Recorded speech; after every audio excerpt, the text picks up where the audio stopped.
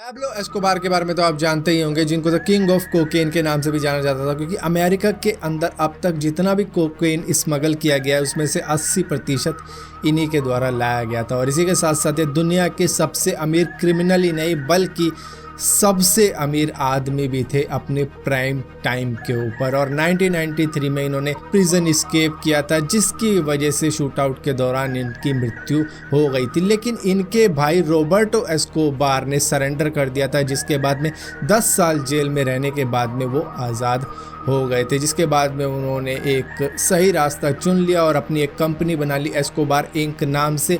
लेकिन अब इनका पंगा हो चुका है एलॉन मस्क के साथ में एक फ्लेम थ्रोवर को लेके, जिसके बारे में मैं आपको बताने वाला हूं। और यहाँ पर रॉबर्टो एस्कोबार ने एलॉन मस्क को कुल 3 ऑप्शन दिए हैं कि इन 3 में से कोई एक ऑप्शन चुन लो, वरना आगे का तो हम देख ही लेंगे, जिसके बारे में मैं आपको इंट्रो के बाद में बताता हूँ ना। मेरा नाम है भारत शर्मा, आप देख रहे हो देखो इसको। आशा करता हूँ आज का दिन आपको बहुत अच्छा बीत रहा हो।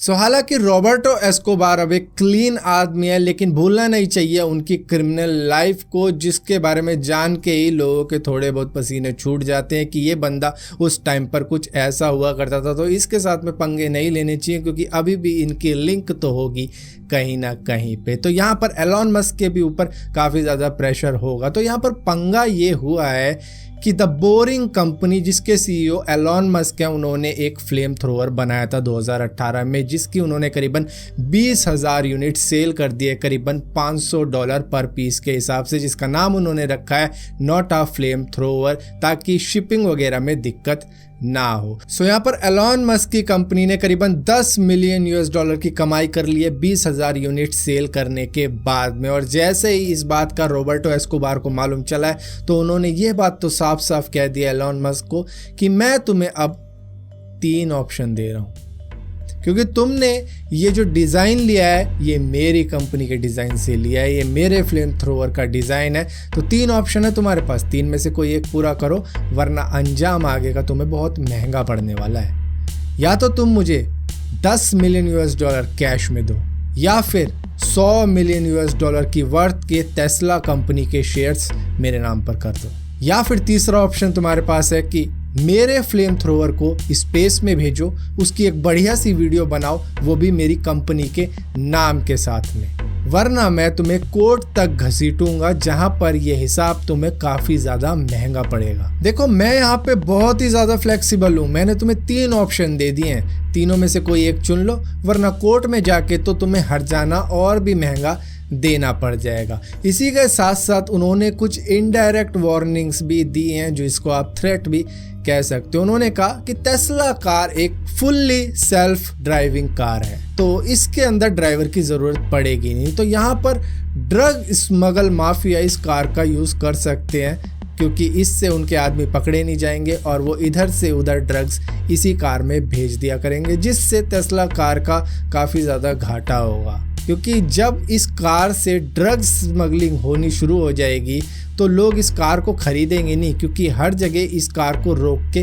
चेक किया जाएगा कि इसमें कोई ड्रग्स तो नहीं लेके जा रहा। तो इस तरीके की वार्निंग देते हुए उन्होंने एक और बात कही कि देखो, एलॉन मस्क ने अब तक जितनी भी कमाई अपनी पूरी ज़िंदगी में करी है ना, उतनी तो मैंने 1 साल के अंदर करी है, तो मुझे पैसों की तो बिल्कुल भी ज़रूरत नहीं है। और यहाँ पर ये जो हमने फ्लेम थ्रोवर बनाया था ना, ये पैसों में आग लगाने के लिए ही बनाया था, क्योंकि कई जगह ऐसी होती है जहाँ पर ज़्यादा पैसा चाहिए नहीं होता, और जब पैसा बहुत सारा हो जाता है तो उसमें आग लगानी पड़ती है। लेकिन बाद में हमने कहा ये फ्लेम थ्रोवर दूसरों के भी काम आ सकता है, तो हमने इसको अपनी एस्कोबार कंपनी के नाम पर रिलीज कर दिया। इसी के साथ साथ रॉबर्टो एस्कोबार ने एक और बात कही थी कि एलॉन मस्क मेरे लिए एक बच्चा ही है, उसको मेरे साथ बैठकर बात करने में एक बात तो मालूम चली ही जाएगी कि कौन असली बॉस है, तो वो मेरे साथ में बैठकर बात कर सकता है। हम दोनों जेंटलमैन वे में बात करेंगे और इस मामले को सुलझाने की कोशिश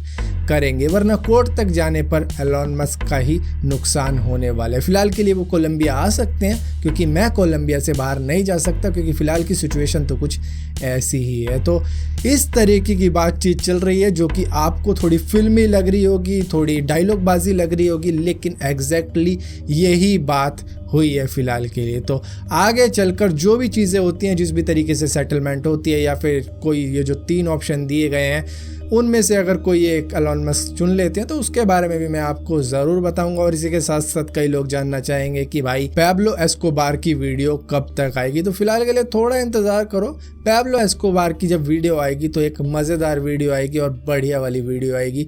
तो फिलहाल के लिए इस वीडियो को यहीं ख़त्म करते हैं और आगे की इन्फॉर्मेशन मैं आपको ज़रूर दूंगा। और इसी टाइप की वीडियो अगर आपको देखनी है तो इस चैनल को सब्सक्राइब ज़रूर करना, और सब्सक्राइब किया है तो बेल का आइकन ज़रूर दबाना, वरना आपको मालूम भी नहीं चलेगा मैंने कोई वीडियो डाली भी है।